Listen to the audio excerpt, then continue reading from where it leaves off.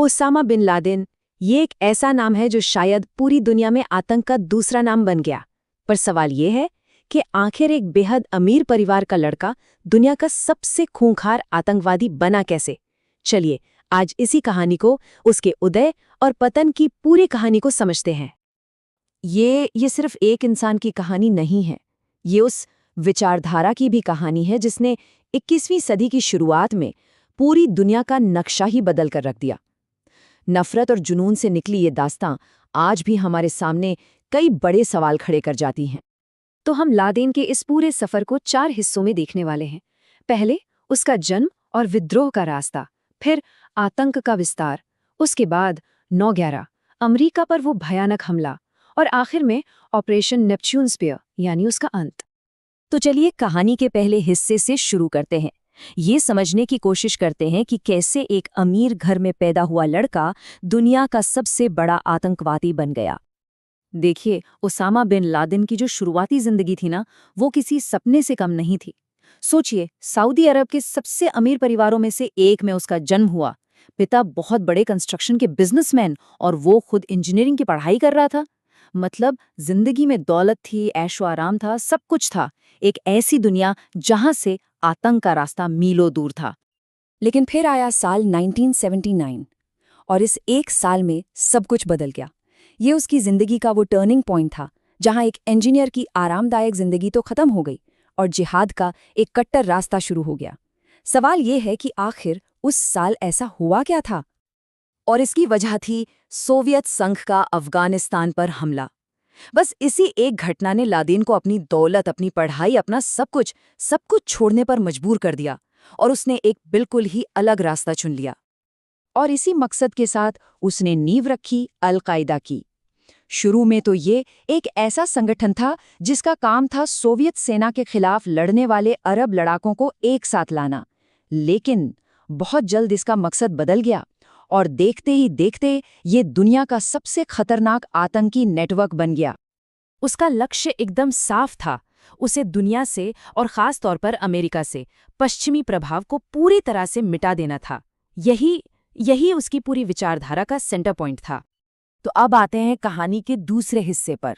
ये वो दौर था जब लादेन और उसके संगठन ने अपने हमलों का दायरा पूरी दुनिया में फैलाना शुरू कर दिया।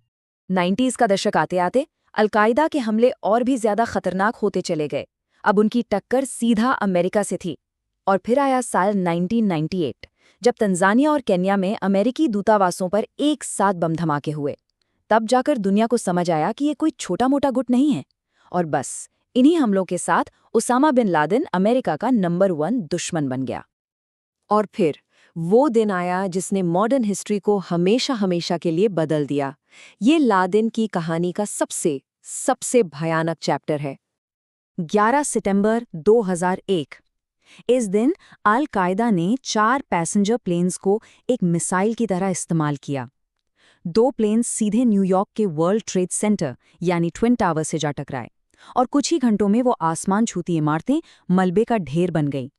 तीसरा प्लेन दुनिया की सबसे सुरक्षित इमारतों में से एक अमेरिकी रक्षा मुख्यालय पेंटागन में जाकर क्रैश हुआ। ये अमेरिका पर एक सीधा हमला था। इस हमले की कीमत बहुत बड़ी थी। करीब 3,000 बेगुनाह लोग सिर्फ एक सुबह में मारे गए। ये आंकड़ा बस एक नंबर नहीं है, ये उस दिन की, उस भयानक सुबह की खामोश गवाही है। ये अमेरिकी धरती पर हुआ अब तक का सबसे बड़ा और सबसे बेरहम आतंकी हमला था। एक ऐसा हमला जिसने सिर्फ अमेरिका को नहीं बल्कि पूरी दुनिया को हिलाकर रख दिया। तो अब कहानी के आखिरी चैप्टर की तरफ बढ़ते हैं। एक दशक यानी 10 साल तक चली एक लंबी खोज और उसका एक नाटकीय अंत।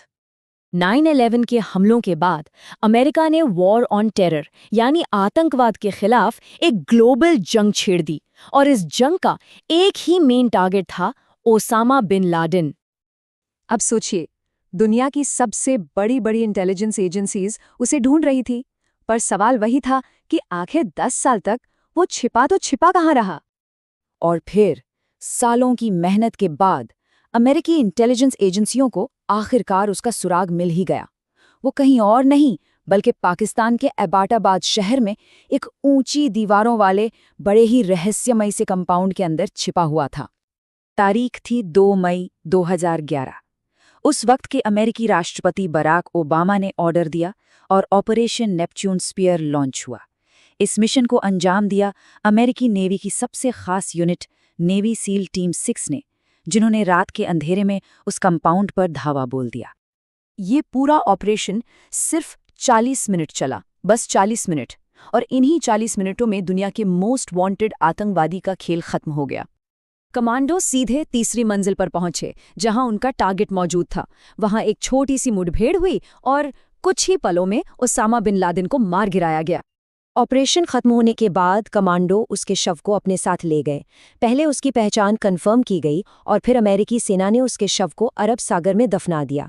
ऐसा इसलिए किया गया ताकि भविष्य में उसकी कब्र कोई स्मारक न बन जाए। तो ओसामा बिन लादेन का तो अंत हो गया और उसके साथ ही आतंक का एक बहुत बड़ा चैप्टर भी बंद हुआ। लेकिन एक सवाल आज भी वहीं का वहीं खड़ा है। क्या एक आतंकवादी को मारकर उसकी विचारधारा को भी खत्म किया जा सकता है? ये एक ऐसा सवाल है जिसका जवाब शायद इतिहास आज भी ढूंढ रहा है।